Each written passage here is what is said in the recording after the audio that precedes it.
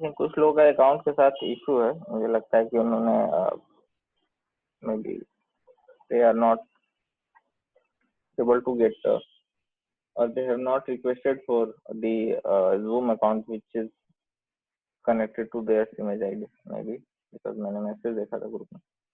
Anyhow, let us continue. So on the issue of governance has to do with social control, है ना. Government का मतलब क्या होता है, सरकार क्यों बनती है, लोग क्यों इलेक्शन लड़ते हैं, लोग क्यों पॉलिटिशियंस को वोट देते हैं, ताकि वो समाज को कंट्रोल करके रख सकते हैं ना. सोशल को अगर सोसाइटी को अगर एक ऊपर से एक कोई कंट्रोलिंग फोर्स नहीं होगा तो किसी भी डायरेक्शन में चली जाएगी, यानी किसी का उस पर अगर कंट्रोल नहीं हुआ तो कहता है कि जो समाज है उसका जो कंट्रोल है वो तो सरकार के हाथ में होता है, लेकिन इंटरनेट को कौन कंट्रोल करता है ना. Who will control the process of e commerce, the content and activities, what elements will be controlled and how will the controls will be implemented, है ना. तो इस तरीके के क्वेश्चन जो है नेचुरली अराइज होते हैं, है ना, कि सोसाइटी की बाकी चीजों को तो सरकार कंट्रोल कर लेती है, लेकिन इंटरनेट को कौन कंट्रोल करेगा, इंटरनेट को कौन कंट्रोल करेगा, इंटरनेट को कैसे कंट्रोल किया जा सकता है, क्या क्या चीजें अलाउ की जाएंगी, क्या क्या चीजें अलाउ नहीं की जाएंगी, ठीक है, ये सारी चीजें जो है कैसे कंट्रोल होगी, ये क्वेश्चन आता है दिमाग में. Why do we have society need to control e commerce, है ना. सोसाइटी में ई कॉमर्स को कंट्रोल करने की क्यों जरूरत है, because e commerce and internet are closely intertwined though not identical. Controlling e-commerce also involves regulating the internet, है ना. अगर आप ई-कॉमर्स को कंट्रोल आप करना चाहते हो, है ना, आप चाहते हो कि इलीगल थिंग्स लाइक ड्रग्स, है ना, बुकिंग हिटमैन और डीप वेब पे जो भी काम होता है, डार्क वेब पे जो भी होता है, उसको अगर आप रोकना चाहते हो, वो ई कॉमर्स ही है क्योंकि पैसे लेके आपको एक इलीगल सर्विस वहां से वो देते हैं, तो उसको कंट्रोल करने के लिए इंटरनेट को रेगुलेट करना, इंटरनेट के चीजों पे कंट्रोल करना, प्रोहिबिशन लगाना, ये सब भी जरूरी होता है अगर आप उस तरीके के ई कॉमर्स को रोकना चाहते हो तो. या ई कॉमर्स पे वो भी एक ई कॉमर्स का हिस्सा है, तो कह सकते हैं कि ओवरऑल ई कॉमर्स पे अगर आप कंट्रोल करना चाहते हैं और आप गवर्नमेंट है तो आपको जो है इंटरनेट पे भी रेगुलेशन लगाना पड़ेगा. अब बात आती है कि इंटरनेट को रेगुलेट किया जा सकता है, क्या क्या इंटरनेट को कंट्रोल किया जा सकता है, अगर किया जा सकता है तो कैसे किया जा सकता है ना. तो इसी के बारे में बात करेंगे, है ना. तो कहता है कि early internet advocates argued that internet was different from all previous technology, है ना. तो जब इंटरनेट नया नया आया तो लोगों ने कहा कि इंटरनेट जो है बाकी टेक्नोलॉजी जैसा नहीं है, ठीक है, बाकी टेक्नोलॉजी जैसे कि रेडियो टीवी उस तरीके का टेक्नोलॉजी नहीं है ये. दे contended that internet could not be controlled given its inherent decentralized design, its ability to cross borders, and its underlying packet switching technology that made monitoring and controlling messages content impossible, है ना. तो कह रहा है कि क्योंकि internet जो है पैकेट स्विचिंग टेक्नोलॉजी पे चलता है जो कि मैसेज को इंक्रिप्ट करता है, उसको लीक होने से रोकता है ना, और इसका पूरा का पूरा डिजाइन बहुत डिसेंट्रलाइज है. कोई भी एक नया वेबसाइट लेकर अपना कंटेंट, अपने विचार को प्रकट कर सकता है, बहुत डिसेंट्रलाइज है ये डिजाइन इंटरनेट का. तो इसको जो है कंट्रोल करना मुश्किल है ना, ये उनका सोचना था. और अब आज भी बहुत लोग ऐसा ही सोचते हैं. Many still believe this to be today. The implication is that content and behavior of e-commerce sites, indeed internet sites of any kind, cannot be controlled in the same way, है ना. तो जैसे समाज के बाकी चीजों को आराम से आप कंट्रोल कर सकते हो, इंटरनेट पे वेबसाइट और उस पे content, e commerce site website पे या फिर एक नॉन ई कॉमर्स वेबसाइट पे क्या कंटेंट आएगा, इसको कंट्रोल करना जो है वो इतना आसान नहीं है. Content issues such as pornography, gambling, and offensive written expression and graphics, along with commercial issue of intellectual property protection, assured in the current era of growing governmental regulation of the internet and e-commerce throughout the world, है ना. तो कह रहा है कि अलग अलग internet पे इशू, इलीगल एक्टिविटीज, गैम्बलिंग और जो भी कोई भी इस तरीके का एक्सप्रेशन जो कि ऑफेंसिव हो, दंगा जिससे भड़क सकता है या जिससे पब्लिक को हार्म हो सकता है, या इंटेलेक्चुअल प्रॉपर्टी, है ना, किसी ने बुक लिख के इंटरनेट पे डाला, वो क्लेम कर रहा है कि ये मेरा बुक है और उसको कॉपी पेस्ट कर किसी और ने अपने वेबसाइट पे पब्लिश कर दिया. तो इस तरीके की चीजें जो है, आप अगर गवर्नमेंट कंटेंट को नहीं रेगुलेट कर पा रही है तो फिर जो है वो किसी भी डायरेक्शन में क्राइम बढ़ते चला जाएगा। तो एक सर्टेन लेवल का कंट्रोल एक सर्टेन लेवल का कंट्रोल जो है वो जरूरी है, ऐसा कहना है इसका। तो इन द यूनाइटेड स्टेट्स है ना, और ये जो बात यूएस और ये सब कंट्री के यूरोप के पर्सपेक्टिव में कही जा रही है, मोस्टली इंडिया और किसी और कंट्री के लिए भी कही है, क्योंकि इंटरनेट से रिलेटेड जो है सारी कंट्रीज का ऑलमोस्ट सिमिलर स्टैंड है ना। तो it says in United States, as we have seen in our discussion of intellectual property, e-commerce sites can be put out of business for violating existing laws, and ISPs can be forced to take down offending or stolen content, है ना। कहता है कि US का इस तरीके का law है कि अगर आपने ई कॉमर्स वेबसाइट बनाई तो वो आपकी है, अगर किसी ने आपका एग्जैक्टली कॉपी कर लिया तो आपका इंटरनेट सर्विस प्रोवाइडर को है जो मजबूर करेगी सरकार कि आपकी वेबसाइट को टेक डाउन करे और आपको बिजनेस से बाहर कर दिया, क्योंकि आपकी वेबसाइट ही नहीं जब खुल रही है तो आप बिजनेस कैसे करोगे। कोई पब्लिक आपका प्रोडक्ट आपके वेबसाइट से प्रोडक्ट कैसे लेगा अगर साइट ऑनलाइन ही नहीं है तो। So government security agencies such as the NSA and FBI can obtain court orders to monitor ISP traffic and engage in widespread monitoring of millions of email and messages, है ना। Under the USA Patriot Act, American intelligence authority has permitted to tap into whatever internet traffic they believe is relevant to the campaign against terrorism in some circumstances without judicial review, है ना। तो कह रहा है कि US में क्योंकि वो एक टेररिस्ट अटैक हुआ और उसके बाद उन्होंने एक यूएसए पेट्रियट एक्ट बना लिया, तो उस एक्ट के अंदर उनको इतना पावर मिला कि बिना जुडिशियल रिव्यू के, बिना किसी वारंट के वो लोग कुछ भी उनको सस्पिशियस लगता तो उसको मॉनिटर कर सकते थे, है ना। जब ऑब्वियसली अगर यूजर नहीं अलाउ, मतलब मेरे कहने का मतलब कि अगर डेटा ही इंक्रिप्टेड है, फॉर एग्जांपल जीमेल के मेल्स इंक्रिप्टेड नहीं है लेकिन व्हाट्सएप के मैसेजेस वो इंक्रिप्टेड है ना। तो इट्स रियल इंसिडेंट कि कुछ साल पहले जो है some terrorists use I think iMessage in Apple, there's a SMS kind of messaging service in iPhone, तो वो उसने यूज किया था और वो इनक्रिप्टेड होता है व्हाट्सएप की तरह, and the US government asked it to give what message he sent but the company refuse. Company ने कहा कि हमारी प्राइवेसी पॉलिसी, हमारा फोन खरीदने वाले के साथ एग्रीमेंट होता है कि हम कभी रिव्यू नहीं करेंगे, वो आपका बिजनेस आप कैसे निकालो, हम आपको किसी भी यूजर का डेटा नहीं देंगे, क्योंकि हमने आपको एक का दे दिया तो फिर बाकी लोग भी डर जाएंगे ये सर्विस यूज करने से। ठीक है, सो कहता है कि यूएस जो गवर्नमेंट है वो इतना, उनके एफबीआई जो फेडरल ब्यूरो ऑफ इन्वेस्टिगेशन, उनके पास इतना पावर है कि वो जो भी सस्पिशियस लगता है वो परमिशन है उनको कि वो टाइप करके देख सकते हैं कि इन दोनों के बीच में क्या मैसेज चल रहा है, अगर वो नॉन इंक्रिप्टेड है तो। Working with large ISP firm such as AT&T, Verizon and others, US, तो ये सारी कंपनी है जैसे जियो, एयरटेल इंडिया में उस तरीके से, and others, US security agency have access to nearly all internet communications throughout the country, and many American corporations are developing restrictions on their employees at work use of web to prevent gambling, shopping and other activities not related to business purpose, है ना। तो अगर employ अगर office में आके इस तरीके का मतलब वेब से रिलेटेड शॉपिंग में या किसी तरीके गैम्बलिंग या इस तरीके एक्टिविटी में इन्वॉल्व है तो कॉर्पोरेशन उस एम्प्लॉय के अगेंस्ट स्ट्रिक्ट एक्शन लेंगी, है ना। इस तरीके का वहां पे कल्चर है। In the United States, efforts to control media content on the web have run up against equally powerful social and political values that protect freedom of expression, including several rulings by the Supreme Court that have struck down the laws attempting to limit web content in the United States, है।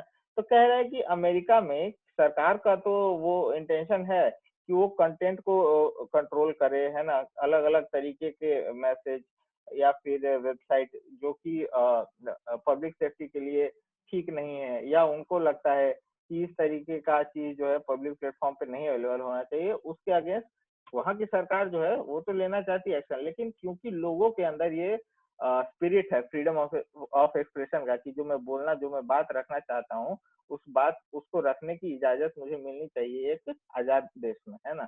तो इस तरीके का political और social value भी है, उसके वजह से क्या होता है कि सुप्रीम कोर्ट जो है वहां की वो भी कई बार इस तरीके के लॉज जो है, जो गवर्नमेंट के लॉज हैं कि भाई ऐसा वीडियो डाला तो आपको जेल हो जाएगी, या ये बोला तो आपको जेल, ये सारे लॉ जो है वहाँ के सुप्रीम कोर्ट ने हटा दिए, क्योंकि they also want people to be able to freely express themselves without having fear in mind कि सरकार हमारे ऊपर एक्शन ले लेगी। ठीक है, तो सरकार मॉनिटर कर लेती है कि कौन क्या बोला है, कौन क्या डाला है, लेकिन एक्शन जो है वो नहीं ले पाती, क्योंकि वो सारे रूल, वो सारे लॉ जो है सुप्रीम कोर्ट ने हटा दिए उस कानून से। अब टैक्सेशन, टैक्सेशन की बात इंपॉर्टेंट इसलिए हो जाती है कि सोचो एक एक प्रोडक्ट है ना, एक प्रोडक्ट किसी दूसरे का, एक प्रोडक्ट एक कंट्री का है, कंट्री वन का है, वो कंट्री टू के ई कॉमर्स वेबसाइट पे बिक रहा है और खरीदने वाला कंट्री थ्री का है ना।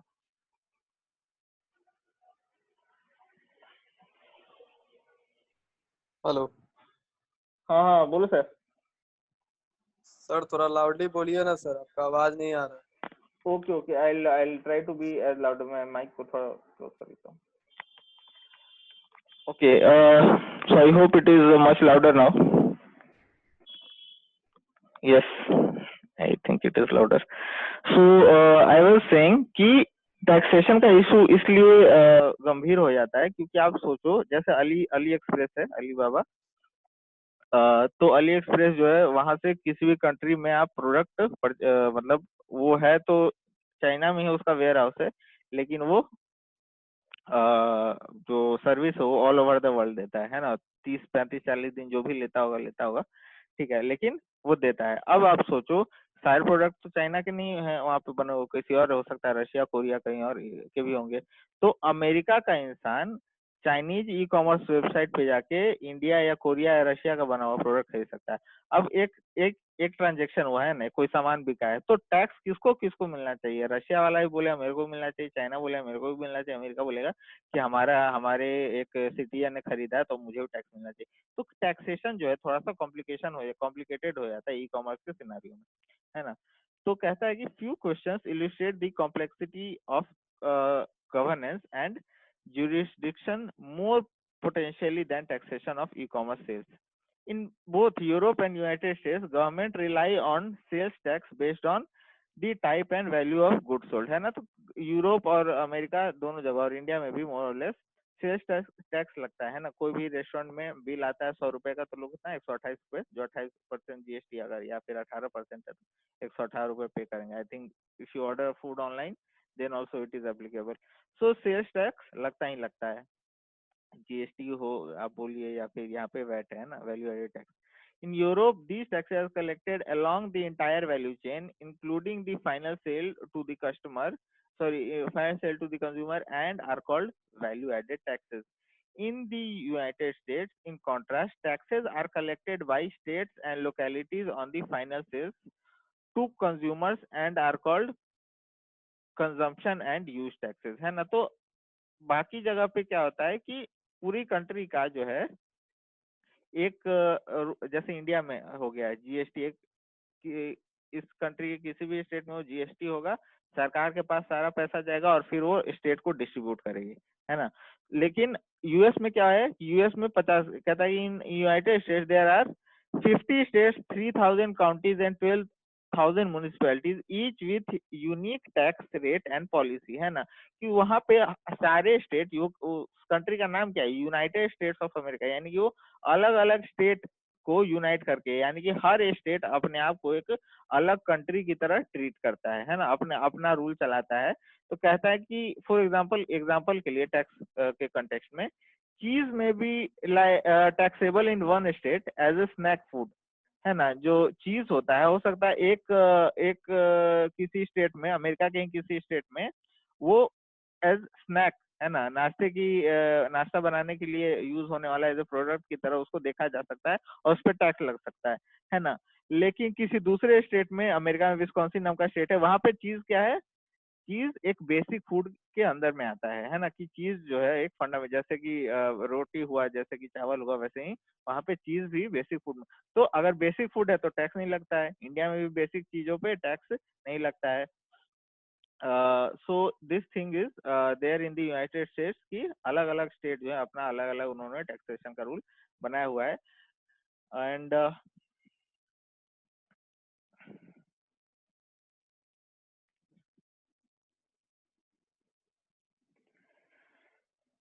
and it says for whom consumption is a larger part of total income. The explosive growth of e-commerce, the latest type of remote sales, has once again raised the issue of how and if to remote sales to the remote sales.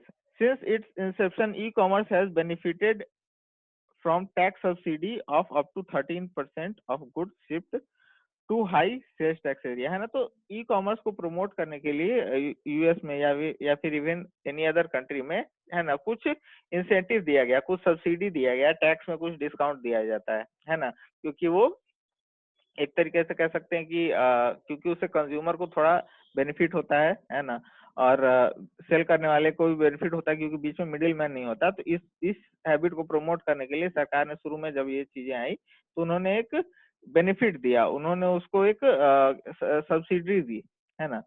अब क्या है कि local retailer का इससे हो गया नुकसान। Local retail merchants have complaint bitterly about the e commerce tax subsidy, है ना। आप इंडिया में तो अभी मॉल्स हैं, लेकिन अमेरिका में आप लोग अगर रिसर्च करोगे तो 70-80% मॉल बंद हो चुके हैं, क्योंकि लोग मोस्टली शॉपिंग जो है वो कहाँ से कर रहे हैं, डेली गुड्स के लिए ई कॉमर्स साइट से ही कर रहे हैं। और ई कॉमर्स भी एक छोटा एक स्पेक्ट्रम नहीं है, उसमें भी 50 कंपनी घुस चुकी है, ठीक है।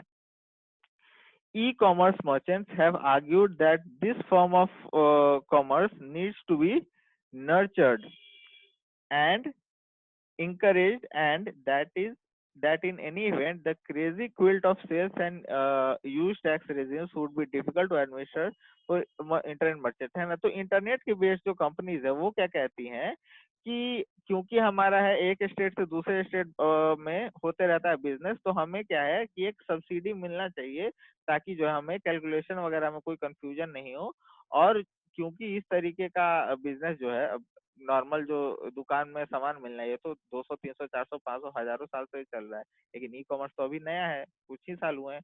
तो कह रहा है कि इसको अभी नर्चर करने की जरूरत है, इसको सरकार को प्रोटेक्ट करने की जरूरत है इस तरीके के बिजनेस को, रादर देन टैक्स बढ़ाने की जगह, है ना। तो कहता है online giants like Amazon claim they should not have to pay taxes in states where they have no operation because they do not benefit from local school, police, fire and other governmental service, है ना। तो Amazon का वहां पे opinion America में ये है कि अगर मेरा वेयर हाउस मान लिया कैलिफोर्निया में है ना, और मुझे सामान भेजना है फ्लोरिडा, तो फ्लोरिडा वाले स्टेट को मैं क्यों टैक्स दूं, जबकि मेरा सारा काम धंधा तो यही हो रहा है। तो मुझे वहां पे जो भी सरकार ने इन्वेस्टमेंट किया है, जैसे पुलिस, जैसे कि फायर डिपार्टमेंट, जैसे स्कूल बनवाने में, वो सारे इन्वेस्टमेंट का तो मैं यूज ही नहीं कर रहा हूँ, क्योंकि मेरा वहां पे कोई बिजनेस होता ही नहीं है, तो मैं क्यों उस स्टेट को टैक्स दूं, ठीक है ना। ये अमेजोन का वहां पे ओपिनियन था। उसके बाद as Amazon business model has changed with its building of large distribution centres close to urban areas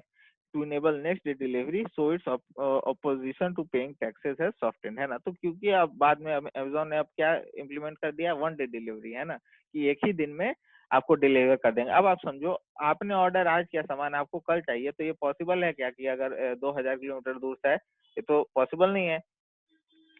तो इस चीज को उन्होंने इम्प्लीमेंट करने के लिए हर स्टेट में उन्होंने अपना फुलफिलमेंट सेंटर, अपना वेयर हाउस बनाया, और इस वजह से अब जो है उनसे टैक्स मांगती है कोई भी स्टेट तो उनको देना पड़ता है, उनको अब प्रॉब्लम नहीं होती है, ठीक है। अब जो है बात करते हैं नेट न्यूट्रलिटी की, है ना। नेट न्यूट्रलिटी आप लोगों को कुछ साल पहले पता होगा, सेफ द इंटरनेट करके कैंपेन चला था, एंड टीवी पे उस समय जकरबर्ग आता था, Mark Zuckerberg, he used to say कि कुछ फ्री चीजें, फ्री बेसिक्स के थ्रू में फ्री एजुकेशन, फ्री ये वो कुछ कुछ फ्री वो देना चाहता था, और लोगों ने उसका प्रोटेस्ट किया। तो क्यों किया वो हम देखेंगे। एंड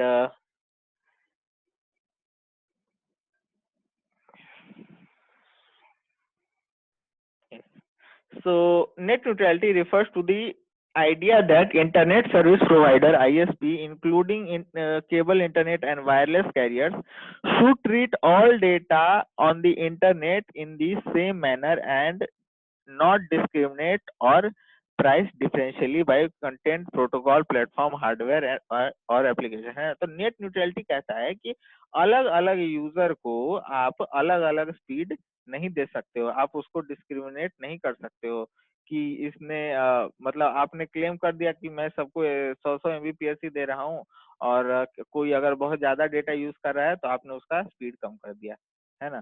तो ऐसा अगर आपने किया तो आप नेट न्यूट्रलिटी के अगेंस्ट जा रहे हो, है ना। 2015 से पहले इसके लिए अगेंस्ट लॉ नहीं था, लेकिन अब है। उससे पहले क्या होता था कि prior to 2015 ISP internet service providers could discriminate against certain users on the basis of protocol और amount of users, है ना। 2015 से पहले इंटरनेट सर्विस प्रोवाइड करने वाली कंपनियां क्या है कि स्पीड में डिस्क्रिमिनेशन कर सकती थी। यस अंकित। यस अंकित। यस सर बोल रहे हैं ना हाँ यस। कि यस सर बोल रहे हैं कि रिकॉर्डिंग जितना भी हो रहा है सर क्लास का, तो एक भी यूट्यूब पे नजर नहीं आ रहा सर। लास्ट वीक यूट्यूब का पे होता है, लास्ट वीक का होता है, इस वीक में वो मंजय सर करते हैं, अभी आ जाएगा। अच्छा लास्ट वीक का आपका आ चुका होगा, इस वीक का अब आ जाएगा, ठीक है। ठीक है sir.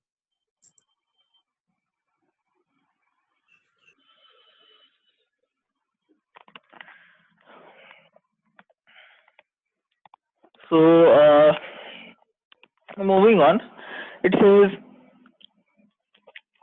prior to February 2015, ISPs could discriminate against certain users on the basis of protocol or amount of usage, है ना। अलग अलग यूजर के अलग अलग अमाउंट ऑफ यूज के हिसाब से इंटरनेट की जो सर्विस प्रोवाइड करने वाली कंपनी थी वो डिस्क्रिमिनेट कर सकती थी, है ना। किसी को कम स्पीड, किसी को ज्यादा स्पीड दे सकती थी। फॉर एग्जांपल, है ना, for instance it says users of illegal downloading sites that utilize the BitTorrent protocol were blocked or throttled back, है ना। तो मतलब थ्रॉटल बैक मतलब स्पीड जो है उनका कम कर दिया, इंटरनेट स्पीड से स्लो डाउन। सो कह रहा है कि जो लोग बिट टॉरेंट का यूज करके बहुत सारा पायरेसी से रिलेटेड चीजें जो होती है, गेम, सॉफ्टवेयर, वीडियोस, मूवीज, बहुत सारी चीजें जो है वो पायरेटेड जो पायरेटेड प्रोडक्ट्स हैं वो लोग कंज्यूम करते हैं टॉरेंट के थ्रू। तो आईएसपी को तो ऑब्वियसली पता ही है कि यूजर क्या क्या सॉफ्टवेयर यूज कर रहा है, क्योंकि उसी के थ्रू सारा ट्रांसमिशन हो रहा है। तो जो यूजर इस तरीके का चीज करता था उसको वो क्या करते थे कि उसका स्पीडिंग कम कर देते थे, जस्ट टू डिस्करेज, है ना। Users who watched large volume of movies on Netflix or other services were occasionally throttled back। जो लोग नेटफ्लिक्स और इस तरीके का जो हैवी कंटेंट है, मतलब वीडियो से रिलेटेड है, और भी कोई जो काफी ज्यादा कंटेंट यूज कर रहे हैं, काफी ज्यादा डेटा इंटेंसिव उनका काम है, तो उनका स्पीड भी कम कर देते थे लोग। Wireless cellphone carrier choked off data speed for heavy users when their networks became clogged, है ना। तो जैसे ही नेटवर्क जाम होता था, उनको लगता था यार सर्वर अब क्रैश हो जाएगा, इतना जो है नहीं चलेगा लोड, तो क्या करते थे, सबसे पहले जो नेटफ्लिक्स देख रहा है उसका काम करो, स्पीड बंद करो, नेटफ्लिक्स देखना जरूरी नहीं है, ठीक है। ये उनका ओपिनियन था।